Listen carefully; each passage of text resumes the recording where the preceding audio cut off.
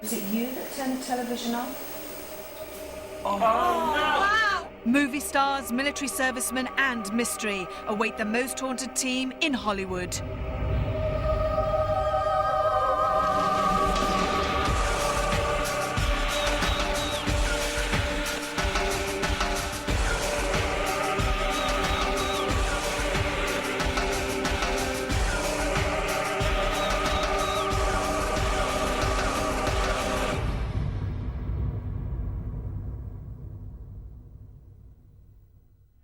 Hello and welcome to Most Haunted USA.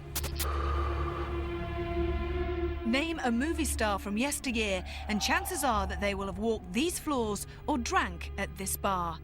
But is celluloid our only means to see such heroes walk and talk, or do they haunt a very special part of Tinseltown? And that is why I brought you to the Hollywood American Legion. Set right amongst Hollywood's film sets and studios is a place that the stars of stage and screen often called a second home. The American Legion was completed in 1929 and attracted military servicemen as well as politicians and film stars who were eager to relax away from the public domain. Monroe, Bogart and Gable are just a few of the many icons who came here, and the regular apparitions that greet people today seem to suggest that some have chosen to stay. One particular Legionnaire is thought to still roam the home that he had for 30 years. But following Marshall Wyatt's tragic fall and death on these stairs in 2000, that is far from the end of his story. For scores of years, this place has also been home to some of Hollywood's superstars, and there seems to have been an affiliation between military and film stars, superstars, ever since. Once filled with Hollywood's silver screen elite, from Humphrey Bogart and Clark Gable to Marilyn Monroe and Ginger Rogers, this theatre is now host to a lonely phantom that sits at the back of the auditorium and applauds actors while they're rehearsing in this overwhelming place. There are many strange occurrences here in the library. Loud bangs and shuffling of feet are often heard, along with dark shadows. It's thought that the ghost of Marshall makes his presence known here and refuses to leave. The amount of ghosts that I'm told are here, probably about 4. But nobody really seems to know who they are. Strange, because when Terry first came to this building many years ago, he's the custodian, he and his wife-to-be were staying downstairs.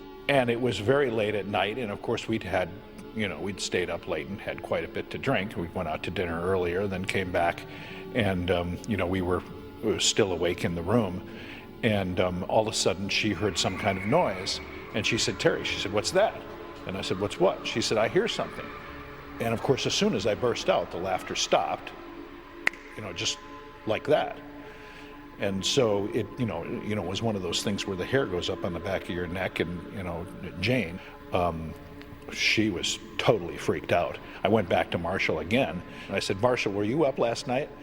And he said, "No." I said, "Do you have a girl in the building?" He said, "Terry," he said, "I'm 83 years old." He said, "I wish I had a girlfriend in the building." And I said, "Well, Jane and I heard somebody running around in the atrium and heard laughter, and somebody was chasing her." And he said, "No," he said, "don't worry about it." He said, "It's just, the people." He said, "They're hanging out." He said, "I hear doors and laughter and conversation." He said, half a dozen times. He said, "Don't worry about it." He said, "They're all Caspers." He said, "They're all friendly ghosts." Marshall, who unfortunately has passed away, was the person who had told me about all of the stuff that he had experienced, and he was here 33 years.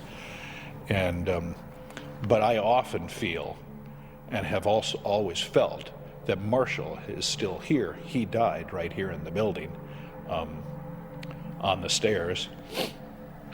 In the back, he fell and hit his head. And I was the person who found him, and I talked to him for about 20 minutes. So anyway, I think Marshall is here, and I've, almost every night when I leave, I say goodnight to Marshall. And I'm not the only one who feels like he's still here too. Other people have told me the same thing. And so anyway, Marshall's hanging around where he used to live. Some of the great movie stars of yesteryear would come here and drink. Some of them would even reserve seats at the bar. So could they have returned and be causing many of the apparitions that are seen throughout all of this area? And what's causing the tables and chairs to move all on their own? We have 24 hours to find out. Nowadays, the Legion is still a social base, although visitors are also drawn by occasional concerts, as well as the building's museum. But despite the temptation to become starstruck, Kieran O'Keefe is one man intent on remaining level-headed. And the parapsychologist does feel that Hollywood's American Legion holds more than meets the eye. Here we are, Kieran. To me, this is absolutely fantastic. It's the pinnacle of us being here because all the Hollywood legends have actually sat at this bar. Marilyn Monroe, Clark Gable, for instance. yeah. You could be sitting in Marilyn Monroe's seat and I could be sitting in Clark Gable's seat. I know. Fantastic. Isn't it great? Absolutely fantastic. So what are we going to do here tonight to try, hopefully, and capture some ghosts, some apparitions, hopefully, some paranormal activity? Well, the fascinating thing about this place is a lot of the testimonies are actually associated with people that work here. So it would have been the janitor, the cleaner, those sort of people.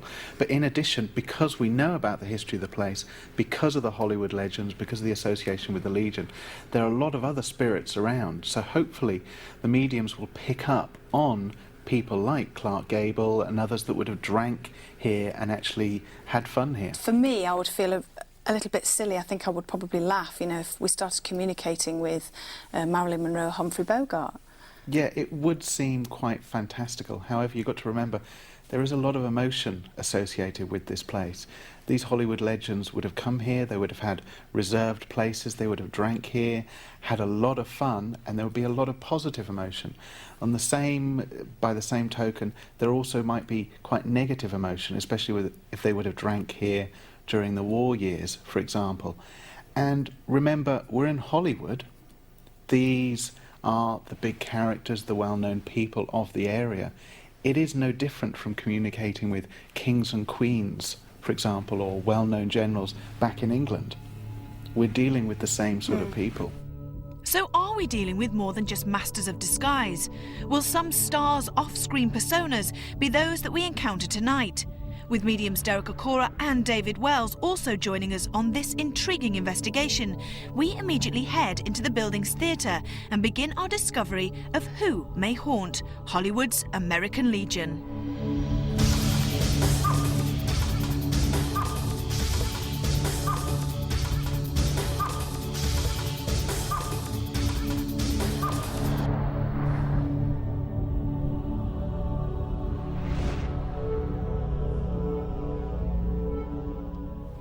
I mean, we look towards this stage here now, and just as an example, take the curtains away, and then suddenly people here looking up to like a big screen, and it's as if they're enjoying what they're seeing, and they're taking part in it, and it's like someone sitting here or over there or here, and suddenly they see themselves up on the screen.